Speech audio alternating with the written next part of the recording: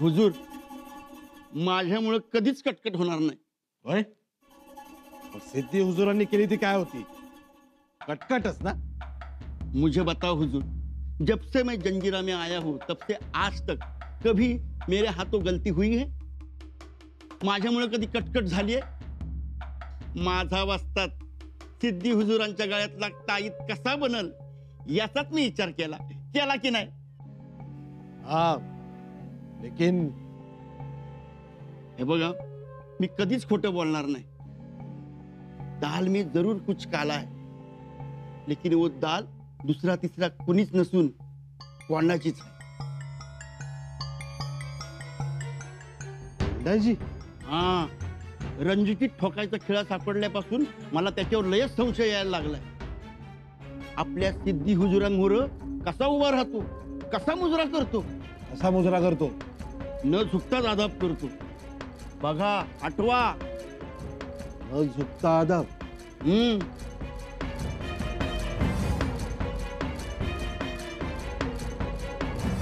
याद आया? कुमारजी, तुझ्या बोलण्यात खरेपण आहे. आणि बऱ्याचदा महाराजांनी असं सांगितलंय, असं एक शब्द कोंडाजीच्या तोंडात नेहमी असतो.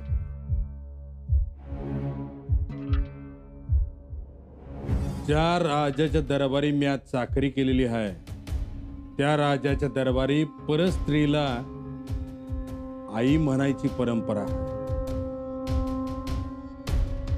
शिवाजी महाराजांनी हेच शिकवलंय आम्हाला.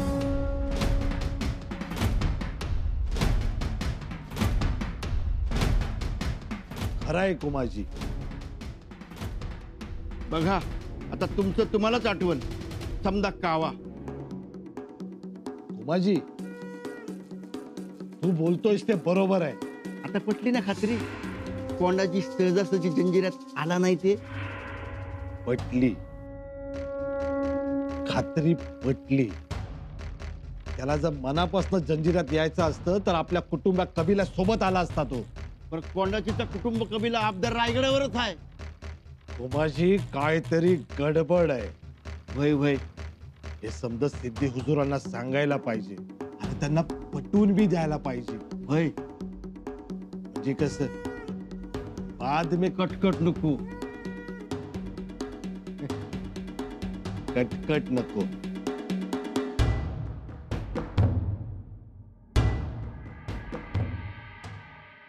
कोंडाजी बाबांना ठाऊक नसेल, परंतु अजूनही त्या औंढ्याच्या माळावर रक्त भरल्या पायांनी हत्ती अशा फितुरांची वाट बघतोय. कोंडाजी बाबांना हीच सजा योग्य ठरेल. राणी साहेब, कोंडाजी बाबा सिद्धीला मुजरे करतायत ते त्यांच्या मनाविरुद्ध. केवळ आम्ही सांगितलं म्हणून.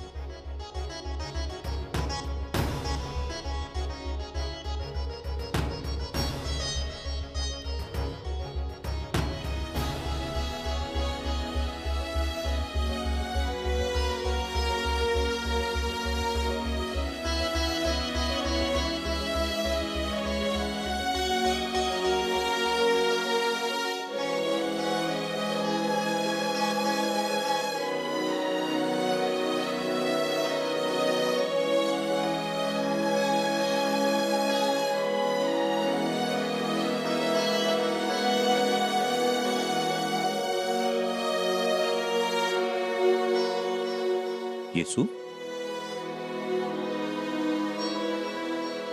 येसू,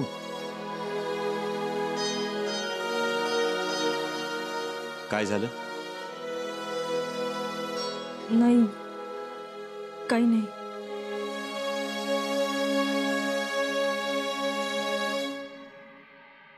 काही नाही. मग डोळ्यात अश्रू कशासाठी? राजे, आम्ही कोंडाजी बाबांबद्दल नाही ते बोललो, याचं वाईट वाटतंय आम्हाला. एवढ्या निष्ठावंतास आम्ही फितूर म्हणून हिणवलं. त्यांना हत्तीच्या पायी द्या असं म्हणालो. त्यांचा मृत्यू चिंतला आम्ही. राजे, आम्हाला आमचीच लाज वाटते हो. आमची पारख अशी पाखरासारखी कुठल्या कुठे उडून गेली. आम्ही चुकलो राजे, आम्हाला क्षमा करा. येसू, तुम्ही नका वाईट वाटून घेऊ. तुम्ही तसं म्हणालात कारण तुम्हाला या गनिमी काव्याबद्दल काहीच कल्पना नव्हती. मोहिमेविषयी गुप्तता ठेवायची म्हणून आम्ही तुम्हाला काही बोललो नाही. त्यामुळे दोष असेल तर तो आमचा आहे. कुलमुक्त्यार म्हणून राजे, आपण असे बोलू नये. आपण योग्यच केलं. मग तुम्ही स्वतःला अपराधी समजू नका. नाही समजत. आपण आम्हाला सत्यता सांगितली म्हणून आमच्या मनात कोंडाजी बाबा झळाळून निघाले. परंतु गडावर इतर लोक त्यांना दूषण देत आहेत. त्याचं काय? येसू, दूषण देणारच लोक कोंडाजी बाबांना. कारण कोंडाजी बाबांनी कधी आपल्या त्यागाचा ताशा वाजवला नाही की निष्ठेचं तुणतुणं वाजवलं नाही. कोंडाजी बाबा स्वराज्याचे खरे कलंदर. आधी कलंदर आणि मग सरदार. आज हापसाणात जे रयतेचे अश्रू वाहत आहेत ते आपल्या कोंडाजी बाबांच्या निस्वार्थी धाडसानं पुसले जाणार आहे. आजची रात्र ही सत्व परीक्षेची शेवटची रात्र. उद्या जंजिऱ्यावर स्फोट होईल आणि दुसऱ्या क्षणापासून सगळं चित्र बदलेल. आज रयतेच्या सुखासाठी कोंडाजी बाबांनी स्वतःवर फितुरीचा आळ ओढवून घेतलाय. पण बघा बघा, उद्या याच रयतेचे हजारो हात तो आळ पुसण्यासाठी पुढे येतील. मोहीम फत्ते होताच कोंडाजी बाबांना आम्ही सन्मानानं रायगडावर आणू. आणि तो दिवस आमच्या कोंडाजी बाबांच्या आयुष्यातला सोन्याचा दिवस असेल. खरंच राजे, तो दिवस सोन्याचा असेल.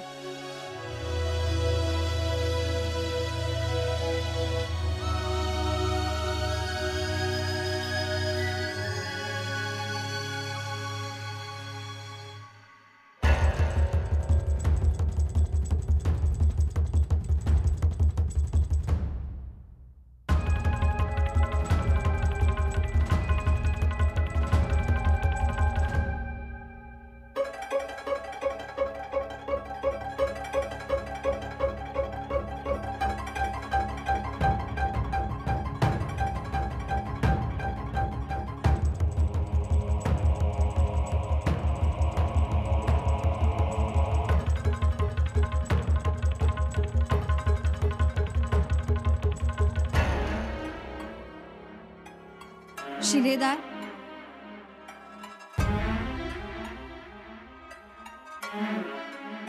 शिलेदार,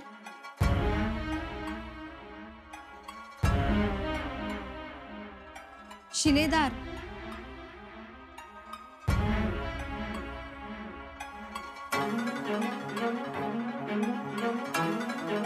क्या हुआ? आप अभी तक सोए नहीं? रात काफी गहरी हो चुकी है.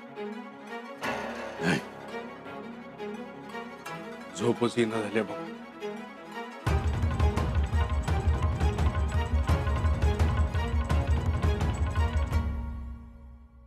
आप क्यों इतना परेशान होते हो? लवंगीबाई, काय सांगू तुम्हासनी माझ्या दिलाचा सर. आज पातूर लई मोहिमा केल्या, लई योजना आखल्या. अहो, काळाच्या जबड्याच्या आतमध्ये जाऊन बी परत आलोय आम्ही. लई अडचणी आल्या. राज पातूर मानाचा थारा कधी हल्ला नव्हता बघा. सब ठीक हो जाएगा. लवंगीबाई, मी निस्ता नावालाच कोंडा आहे, नाहीतर शिवधोंडाच.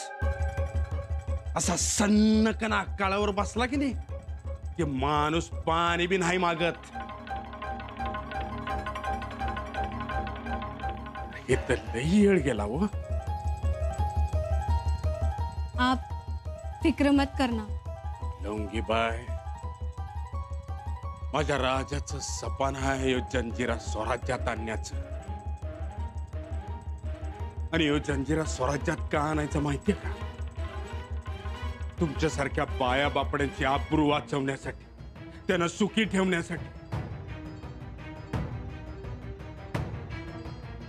नावाला जंजिरा आहे, नाहीतर पान राक्षसच ती. माझ्या बाप बापड्यांचं लई रागात पिलंय यानं. हुंदक्यांचा फडशा पाडला या, किंकाळ्यांची पान पुसल्या ती तोंडाला.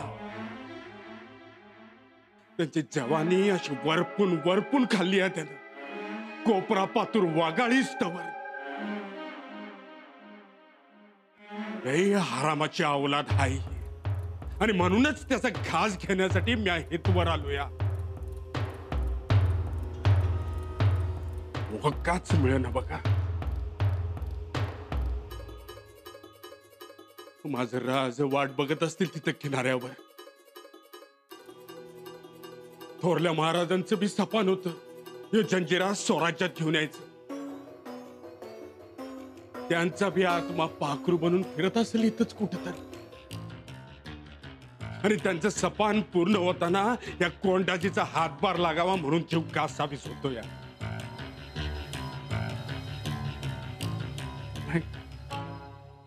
काय बी मनासारखं विना झालंय बघा.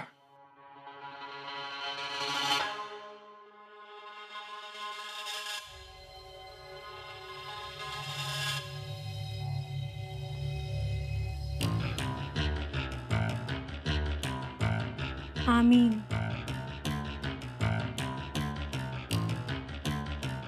आमीन.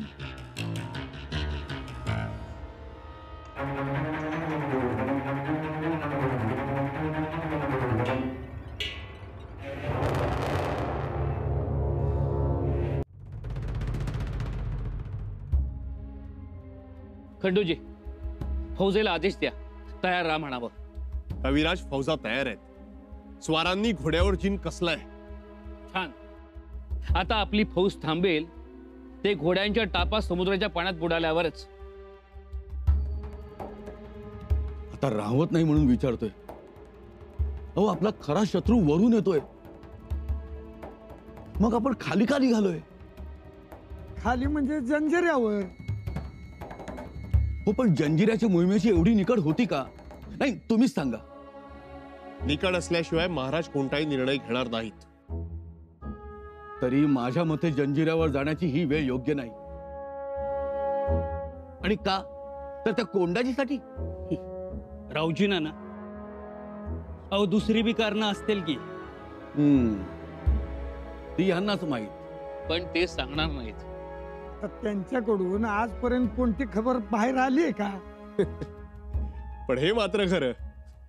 काय बैरजी काका? अहो राजांनी सांगायचं आणि आम्ही करायचं. तशा बी आमच्या खबरा गोणीत बांधलेल्या असतात, आवळून. बघा, म्हणजे बैरजी नाईकांना ठाऊक आहे सगळं. अहो त्यांना काय, आता तर सर्वांनाच ठाऊक आहे. खरंय. अहो आपलं सोडा, घोड्यांच्या मानाही वळल्यात जंजिऱ्याच्या दिशेनं. त्यांनाही अंदाज आलाय. वहिनीसा आम्हाला इजाजत द्याल ना जंजिऱ्यावर जाण्याची? ते आता मातोश्रींनाच विचारा. बाळराजे, तुम्ही पुढच्या वेळेपासून मोहिमेवर जा. आणि तसेही या धामधुमीच्या काळात तुम्हाला एक जोखीम स्वीकारायची. खरंच वहिनीसा? आणि हे आता तुम्ही दादासाहेबांना विचारा. ते बघा, आलेच तुमचे दादासाहेब.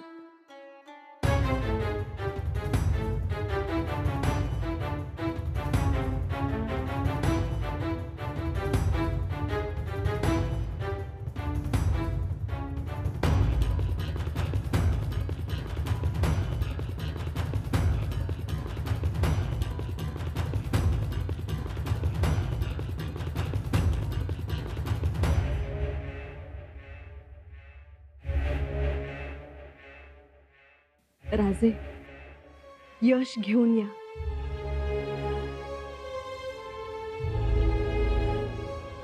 कुणाच्या मनात काही शंका नाही महाराज. एक गोष्ट ध्यानात घ्या. नानत्या गोकुळा शेजारी कालिया नागाचा डोह असतो. हा कालिया आपल्या विषानं बाळ गोपाळ मारतो, त्यांचं जगणं मुश्किल करतो. गुराढोरांना पाण्या वाचून व्याकुळ करते. स्वराज्याच्या गोकुळा शेजारी सुद्धा असाच एक डोह आहे. उफाळता दर्या आणि त्या दर्यातल्या जंजिऱ्यावरचा सिद्धी नावाचा विषारी नाग कालिया. जर कालियाला ठेचायचं असेल तर डोहात शिरावंच लागतं. आम्ही तेच करतो आहोत.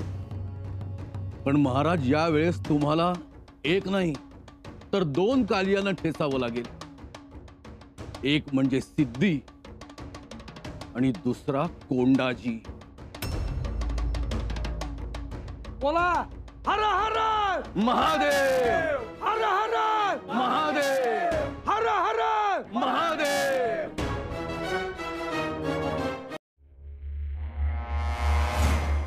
गुस्ताखी माफ हुजूर. देखो अब्दुल्ला, हुजूर, मैं मानता हूं कि कुमाजी मूर्ख है, कम अक्ल है.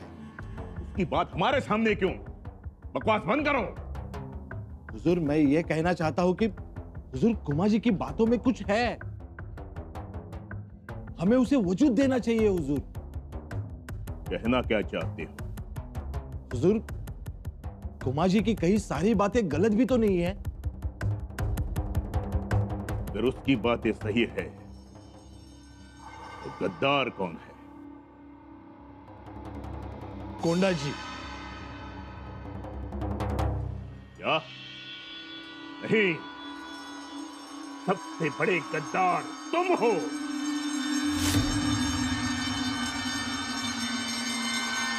हुजूर, आप ये क्या कह रहे हो? वो कोंडाजी आप... खामोश! हम कोंडाजी पर एतबार कर रहे हैं, इसलिए तुम्हें लग रहा है कि तुम्हारी अहमियत कम हो रही है. अहमियत? हुजूर, अहमियत मिळावी म्हणून का मी तुमच्या पायाशी आहे? हुजूर, जेव्हापासून तुम्हाला बघितलंय, भेटलोय, तेव्हापासून मी माझा विठ्ठल विसरलोय हुजूर. हुजूर, तुमची सेवा करता यावी, खिदमत करता यावी म्हणून या खऱ्या पाण्याला गोड मानलं मी. आणि तुम्ही? और तुम्हें एकाएक वहम कैसे हो गया? हुजूर, कुमाजीला कलाल बांगडी जवळ खिळा सापडला. कोंडाजी, तो कोंडाजी कागदावर काहीतरी लिहित असतो, निशान बनवत असतो. हुजूर, जरूर कोई छुपी जुबान है. अच्छा? आणि ती लवंगी, त्याची ते जुबान, चालढाल, रंग तेवर सब बदल गया है. कोंडाजी की जुबान बोलती है, मानो कोंडाजी के अलावा इस दुनिया में कोई है ही नहीं. अब्दुल्ला, वो कनीज है, बांदी है, दासी है. उसे अपनी जुबान कहां होती है? और दूसरी बात, कोंडाजी पर तुम्हें शक हो रहा है, उससे ज्यादा गुनहगार तुम हो और गद्दार भी. हुजूर, हुजूर, ये क्या कह दिया आपने? मैं और गद्दार? ओ, कोंडाजी को कौन ले आया? मैं? तुम ही लाए थे और आज उसे गद्दार कह रहे हो. इसका मतलब कोंडाजी को परखने में तुमने कसूर की. हुजूर, हुजूर, गलती हो गई हुजूर, गलती हो गई. गलती सुधारो अब्दुल्ला, और बिना सबूत हमारे सामने आना नहीं.